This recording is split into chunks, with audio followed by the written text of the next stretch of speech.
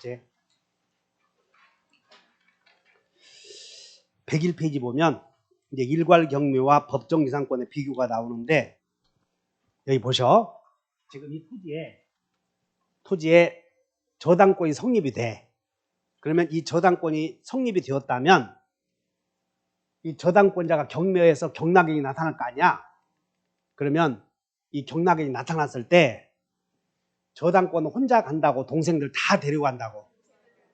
그러니까 이건 이 목적물의 경매가 이루어지면 경락의 결과 저당권은 소멸하고 2번 저당권도 소멸하고 지상권 소멸하지 않아. 소멸해. 동생이니까. 근데 앞에 있는 건물은 소멸하지 않지. 앞에 있는 건물은. 그래서 앞에 있는 건물 소유자가 인정해 주는 것이 여기다 법정지상권. 이게 법정지상권이야.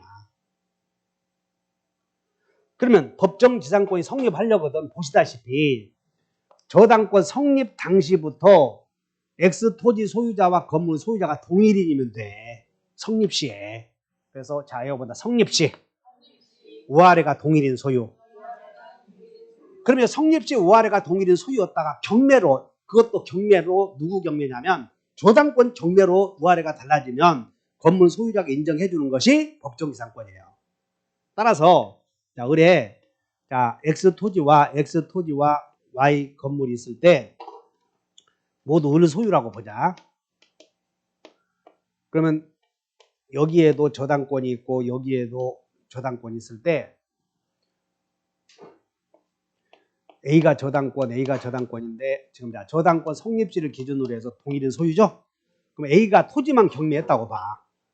그럼 A가 토지를 경매해서 토지 소유자가 이렇게 바뀌면 건물 소유자 Y 있잖아요. 이러고 그럼 이 사람은 저당권자의 경매로 달라졌으니까는 건물 철거하면 철거하라고 못하잖아 지금. 그래서 인정해 주는 것이 법정지상권이에요. 그러면 자 저당권 성립 시에 을의 토지에 을과 있을 때 저당권 성립 시에만 동일인 소유라면 나중에 경매 결과 경락인이 나타났어. 저당권 성립 시 우아래가 동일인 소유라면 경매 결과 경락인이 나타났을 때 그 당시에 건물 소유자는 누구라도 법정지상권 취득한다. 이게 대전제예요, 이거. 그러므로 도중에 소유자가 바뀌었대. 이렇게 A로 바뀌었어. 도중에 소유자가 바뀌더라도 저당권은 존재하지. 바뀌었어. 근데 저당권자 경매했대. 근데 건물 소유자가 Z여 시방. 법정지상권 취득. 한다니까 이거 성립시에만 동일인 소유라면. 성립시에만 동일인 소유라면 경매 결과 우아래가 달라졌을 때 법정지상권 취득해. 그러면 그 건물이 무가 건물이라도 괜찮지? 그것도 우아래가 동일인 소유니까.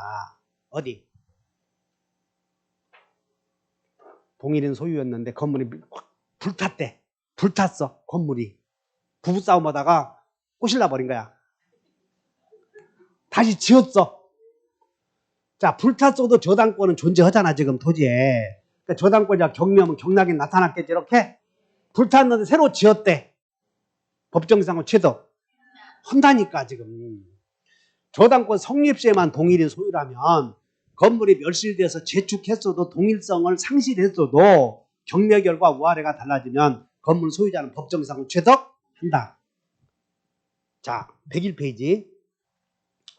101페이지에 그 4번 오른쪽에 366조의 법정지상권의 1번 저당권 성립시 우아래가 동일인 소유일 것. 그 다음에 저당권자의 경매 결과 우아래의 소유자가 달라지니까 간단하다고 이게. 그러므로 저당권자의 경매로 달라지면 여기 성립시에만 동일인 소유라면 건물이 멸실해서 재축했어도 법정지상권 취득한다 못한다? 해. 그런데 여기는 2층짜리 목조 건물이고 새로 지은 건물은 7층짜리라면 법정지상권의 내용은 신건물 기준으로 하면 되겠어? 구건물 기준으로 하면 되겠어? 구건물 기준으로 지상권의 내용이 정해진다는 것이야. 따라서 여기서 목조 건물이었죠? 그러면 법정지상권이 성립되는 순간 몇 년이야? 15년으로 정해지는 거지 30년짜리가 되는 것은 아니다. 구건물을 기준으로 한다 그런 얘기야. 구건물을 기준으로.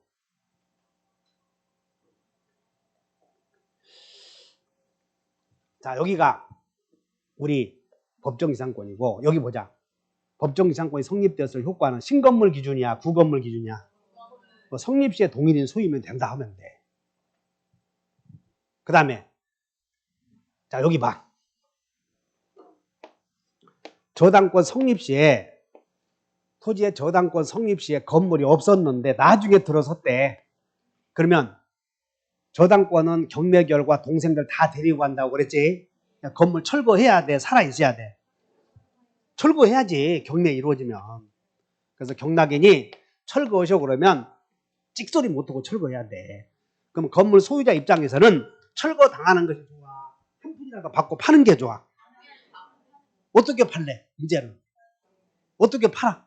그래서 저당권자가 경매할 때 토지와 건물을 한꺼번에 경매에 붙여서 한 사람이 소유하게 되면 철거하지 않을 수도 있지.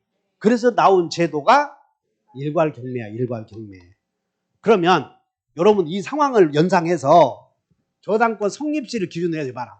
저당권 성립시를 기준으로 해서 그 후에 건물 들어서면 일단 일괄경매이고, 그 전에 건물이 있었다면 일괄경매는 안 된다는 걸 기억해. 그래서 그 전에 건물이 있었다면 법정지상권이 성립이 되고, 그 후에 건물이 들어섰다면 법정지상권이야, 일괄경매야? 그럼 철거해야 될 입장이야, 지금 이 상태는. 근데 철거해야 되는데 우아래를 한꺼번에 경매에 붙여서 경락인이 두 개를 동시에 사면 철거하지 않을 수도 있잖아요. 그래서 나온 제도가 일괄경매라고. 그러면 일괄경매는 자 여보라 후축조. 후에 축조돼야 된다. 꼭 기억해. 후축조. 그림을 연상해서. 근데 저당권 성립 후에 건물이 축조되었는데 누가 축조했냐면 지상권자가 건물을 축조했어. 지상권자가. 그럼 일괄경매 할 수 없어 지금은. 그래서 나중에 보니까 여기서 경매 등기 딱 하려고 보니까 토지 소유자와 건물 소유자가 같아졌대. 자 여기 본다. 실행시 우아래가 동일인 소유. 그러면 일괄경매 할 수 있다 이렇게 외워줘. 실행시 동일인 소유 이렇게. 거기다 실행시 밑줄을 그으셔. 거기다가 왼쪽에다가. 지금 그 맨 좌측 위에 일괄경매 청구권 맨 위에 보면 요건이 저당권 성립 후 축조될 것 동그라미 쳤나? 자 여기 본다. 후축조. 그 다음에 2번은 우아래가 동일인 소유일 것 나왔지? 언제 우아래가? 경매 실행할 때 경매 등기 시에 우아래가 동일인 소유이면 일괄경매 할 수 있고, 그 일괄경매 하는 행위는 일괄경매 하는 것은 건물 소유자에게 유리한 제도 아니야. 그러니까 철거되지 않게 하는 제도니까. 그러므로 건물의 경락대금으로부터 충분히 우선 변제 받을 수 있는데 일괄경매 하는 행위는 지나친 경매가 아니다. 그래서 밑에 보면 그다 밑줄 그으시오. 효과가 과잉경매가 될 수 없다. 이렇게 밑줄 그으시라고. 과잉경매가. 자, 그 다음에 저당권자는 토지를 경매해서도 충분히 우선 변제 받을 수 있는데 건물까지 일괄경매 했을 때 건물의 경락대금, 지금 저당권은 토지에만 있지 않습니까 지금. 그러면 일괄경매 하더라도 건물의 경락대금에 대해서는 손대지 못해. 건물의 경락대금에 대해서는 우선 변제 받을 수, 눈에 잘 봐. 눈에 이렇게 눈에 잘 보고 눈에 익혀두라고 이렇게.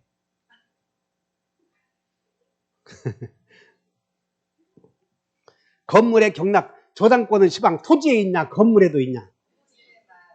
건물까지 경매하더라도 건물에 대해서는 손대 못대? 못대. 지금 토지에만 있으니까.